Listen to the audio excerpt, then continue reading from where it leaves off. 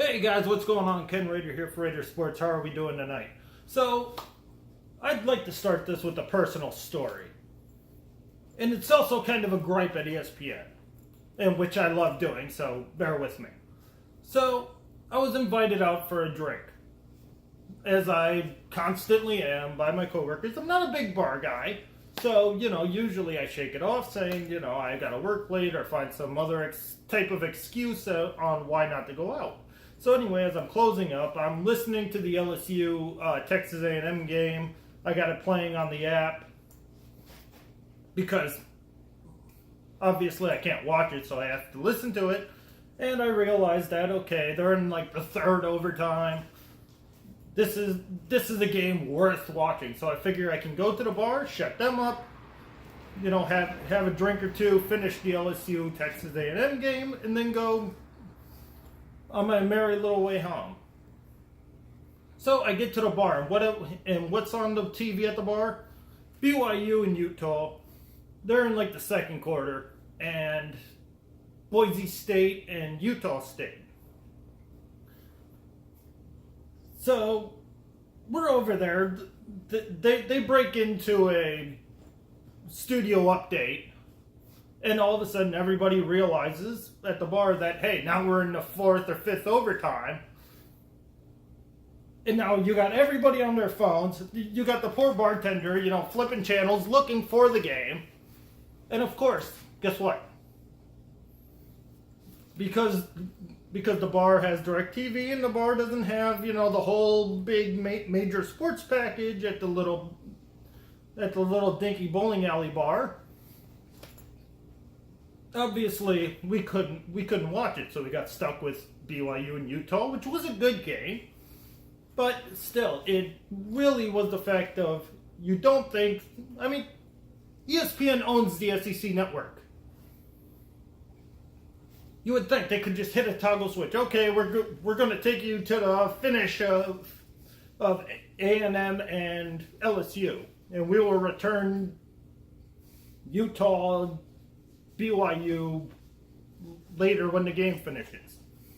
So anyway, 5 overtimes, 6 overtimes, we're waiting for... So everybody's following the game, talking about it on their phone. It was like a book club. I never saw so much reading in a bar before. But anyway, I feel like ESPN screwed up the best game of the year. 7 overtimes, 74-72, Texas A&M knocks off the number 7th team in our nation, and we're all watching the score update on our phones. It was just a complete disaster. ESPN really has to get something done with that. Now, after that little 3-minute rant, I can go on to over here with my doodlings I was doing Saturday night Sunday morning when I got home. And so I was trying to figure out what the college football playoffs would look like, and if there would be any scenario that I could foresee that UCF would be a college football playoff team. Because I was asked by my brother about this, actually, and he said, what happens if a doomsday scenario in the conference championships would happen and all the top teams lost? So that's where this comes from. And so after going through all of what happened, I kind of made up my own little top 25 here, and I didn't do a bad job. I had the top 11 right. I had Washington State flipped. Really, my only concern was, where was Michigan going to be ranked? Were they going to be 8 or were they going to be 7? Because if UCF would have been 7, then if Georgia, Oklahoma, and Ohio State all lost their championship games respectively, obviously UCF would then jump to 4, and there would be no question about it. Because in my mind, no matter what happens to Clemson's in. I think they're better than Georgia. They're better than Oklahoma. They're better than Ohio State. But my worst fears were realized when the rankings came out tonight.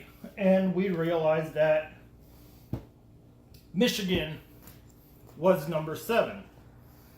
Now because Bama's in, Notre Dame doesn't have to play at championship games, so they're in. And I said I feel like Clemson's in regardless.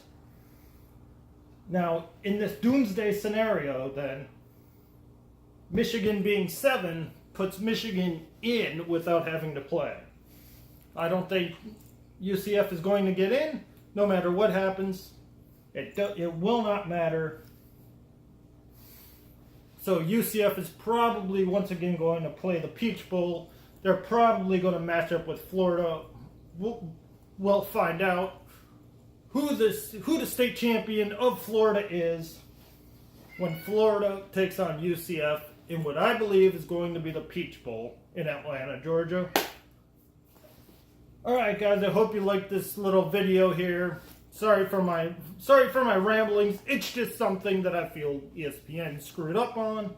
And now the college football playoff, in my theory, put Michigan there just to make sure UCF cannot make the college football playoff. Until next time, guys, I'm Ken Rayder signing out.